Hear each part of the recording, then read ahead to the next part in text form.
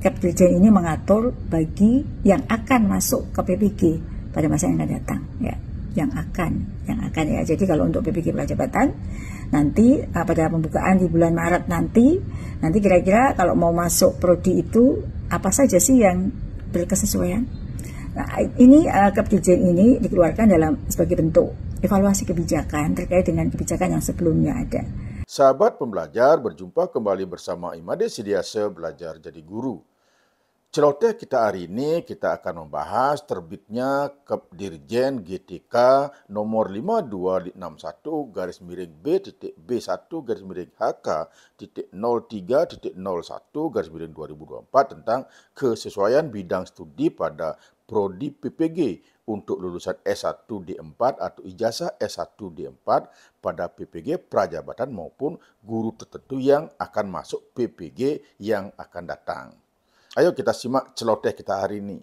Namun sebelum itu, bagi sahabat pembelajar yang belum subscribe, silakan subscribe, like, dan share. Baiklah sahabat pembelajar, kita mulai celoteh kita hari ini.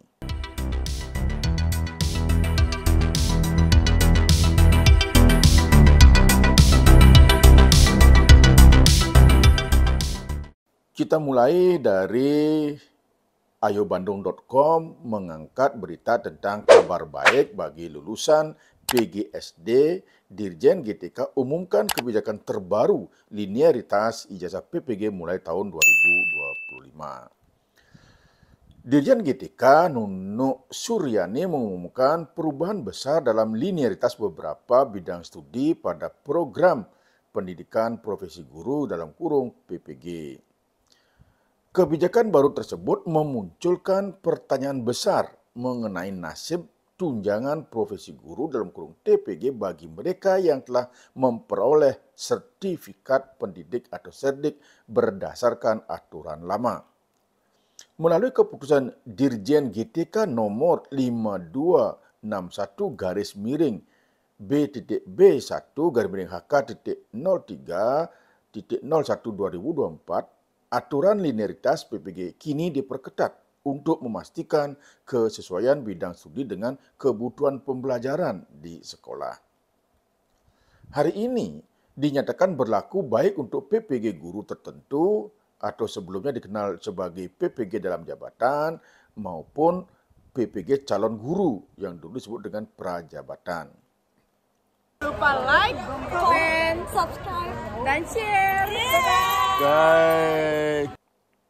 Salah satu perubahan signifikan disebut terjadi pada Prodi PPG Pendidikan Guru SD PGSD yang kini hanya mencakup 6 bidang studi linear.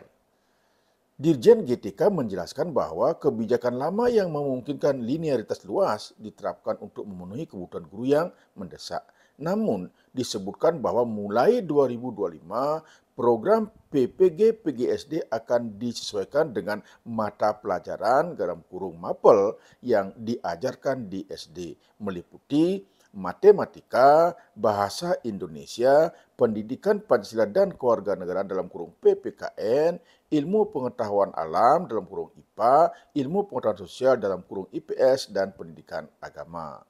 Nunuk Suryani menyebutkan bahwa lulusan S1 yang ingin mengikuti program PPG PGSD mulai tahun depan harus berasal dari bidang studi linear tersebut.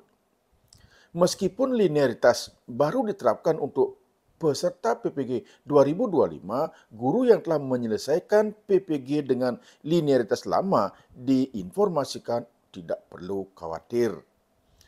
Tunjangan sertifikasi guru akan dapat dibayarkan sesuai dengan ketentuan yang berlaku saat mereka memperoleh serdik. Sebagai contoh, kasus guru bahasa Inggris yang telah menjadi guru kelas di SD dijelaskan tetap mendapatkan tunjangan sertifikasinya meskipun linearitasnya kini tidak sesuai dengan aturan baru. Hal ini diatur dalam Permendikbudristek nomor 7 tahun 2024 dan keputusan Mendikbudristek nomor 449/P/2024 yang mengatur kesesuaian bidang tugas, mata pelajaran, dan serdik. Dalam unggahan di Instagram resminya, Nunuk Suryani memberikan jaminan bahwa aturan lama tetap diakui untuk pembayaran tunjangan profesi, sedangkan aturan baru disebut berlaku untuk mereka yang akan masuk program PPG mulai tahun 2025. Berarti yang lama jangan perlu khawatir. Ini berlaku yang akan datang, artinya yang mulai masuk prodi PPG di tahun 2025. Keputusan tersebut diyakini memberikan kepastian kepada para guru yang telah menjalani PPG sesuai aturan lama, sekaligus memberikan arahan jelas bagi calon peserta PPG di masa depan. Kebijakan baru ini tidak hanya menekankan kesesuaian kompetensi guru dalam kebutuhan pembelajaran, tetapi juga memastikan bahwa hak-hak mereka tetap dilindungi selama masa transisi aturan linearitas. Melalui langkah tersebut, pemerintah berharap kualitas pendidikan di Indonesia semakin meningkat dengan menghadirkan guru-guru yang benar-benar sesuai dengan kebutuhan sekolah. Jadi Bapak Ibu yang di tahun 2024 sudah sertifikasi, maka walaupun tidak linear, jangan takut di 2025 ini kena aturan ini. Karena keputusan Dirjen GTK nomor 5291-B.B1-HK.03.01-2024 ini berlaku bagi lulusan S1 D4 atau ijazah S1 D4 pada PPG prajabatan maupun guru tertentu yang akan masuk PPG yang akan datang. Ini perlu digarisbawahi, yang akan datang. Ini sudah dipertegas oleh Ibu Nunuk Suryani dalam unggahan Instagram resmi beliau. Nah, coba kita simak apa yang disampaikan oleh Ibu Nunuk Suryani. Jadi saya ambilkan dari Instagram resmi beliau. Assalamualaikum warahmatullahi wabarakatuh. Apa kabar Bapak Ibu semua? Semoga dalam keadaan sehat dan terus semangat mendidik anak bangsa. Bapak Ibu yang saya banggakan di seluruh Indonesia, kemarin sore saya sudah mengadakan ngobrol pintar bareng Bu Nunuk melalui live Instagram dan menjawab berbagai pertanyaan terkait dengan PPG guru tertentu maupun PPG prajabatan. Semoga jawaban kami berdua bisa sedikit memberikan pencerahan ya pada Bapak Ibu yang memang membutuhkan informasi penting terkait dengan dua topik tersebut.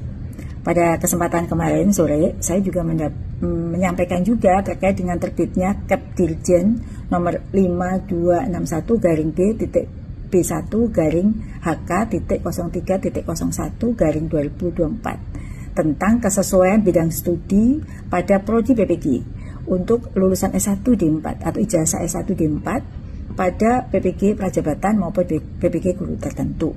Kep Dirjen ini mengatur bagi yang akan masuk ke PPG pada masa yang akan datang, ya, yang akan ya. Jadi kalau untuk PPG prajabatan nanti pada pembukaan di bulan Maret nanti kira-kira kalau mau masuk prodi itu apa saja sih yang berkesesuaian? Nah, ini Kep Dirjen ini dikeluarkan sebagai bentuk evaluasi kebijakan terkait dengan kebijakan yang sebelumnya ada. Tentu terkait dengan pemenuhan kebutuhan guru, supply demand guru. Salah satu kesesuaian yang dapat dilihat adalah terkait dengan prodi PPG PGSD, di mana dengan data yang kita miliki terkait dengan kesesuaian supply demand tersebut, maka PPG PGSD mulai tahun depan baik prajabatan itu sudah mulai disesuaikan dengan beberapa bidang studi yang linear untuk mengambil PPG PGSD sesuai dengan mapel yang diajarkan di SD, dan ini sudah pernah di masa-masa sebelumnya. Nah, lalu muncul pertanyaan nih Bapak Ibu, lalu bagaimana nih? Sudah mulai rame nih ya, bagaimana dengan yang sudah terlanjur mengambil di matrik sebelumnya, atau bagaimana dengan pembayaran tunjangan profesinya gitu. Nah, Bapak Ibu yang saya banggakan di seluruh Indonesia, Bapak Ibu bisa membaca atau melihat Permendikbud terkait dengan hal ini, yaitu Permendikbudristek nomor 7 tahun 2024 dan lampiran Permendikbud itu dalam bentuk Kepmendikbudristek nomor 449/P/2024 tentang kesesuaian bidang tugas mata pelajaran, kelompok mata pelajaran dengan sertifikat pendidik bagi guru pada satuan pendidikan di bawah kewenangan Kemendikbud-Ristek. Nah, di situ dijelaskan bahwa apa yang sesuai terkait dengan kepemilikan seri dan pembayaran tunjangan profesinya. Jadi berbeda ya dengan yang tadi saya sebut. Like, comment, and subscribe. Dan share. Nah, Bapak Ibu, di situ misalnya sebagai contoh nih ada guru-guru bahasa Inggris yang bertanya kepada saya yang mengajar di SD, lalu bagaimana dengan guru bahasa Inggris? Dulu kan linear, lalu bagaimana dengan sekarang gitu ya. Nah, di situ Bapak Ibu bisa membaca di lampirannya di Kemendikbud-Ristek tersebut nomor 449 bahwa bidang studi apa saja sih yang linear untuk mendapatkan tunjangan profesi untuk mengajar di guru kelas. Di situ disebut untuk guru TK, untuk guru SD, untuk guru SMP, apa saja sih yang berkesesuaian dan kode bidang studinya untuk mendapatkan tunjangan profesinya. Jadi Bapak Ibu nggak usah khawatir ya, ada aturannya tersendiri antara pemerolehan tunjangan profesi dengan yang akan masuk ke prodi PPG. Ya. Jadi Bapak Ibu jangan mudah terprovokasi dengan postingan-postingan atau postingan-postingan yang tidak dapat dipertanggungjawabkan ya, yang sengaja dibuat untuk membuat Bapak Ibu galau. Nah, Bapak Ibu tepat nih bertanya pada saya, sehingga saya langsung merespon dengan membuat video ini. Dan silahkan di-download dan dipelajari peraturan-peraturan tersebut dan membuat Bapak Ibu lebih memahami betul regulasi yang ada saat ini. Ya, Bapak Ibu jangan usah khawatir. Selamat bekerja Bapak Ibu. Yang penting Bapak Ibu fokus dengan bekerja. Biarkan kami terus melakukan pekerjaan ini untuk memberikan pelayanan terbaik buat Bapak Ibu guru di seluruh Indonesia. Semangat Bapak Ibu. Demikian Bapak Ibu. Assalamualaikum warahmatullahi wabarakatuh. Demikian sahabat belajar, semoga celoteh hari ini ada manfaatnya. Terima kasih.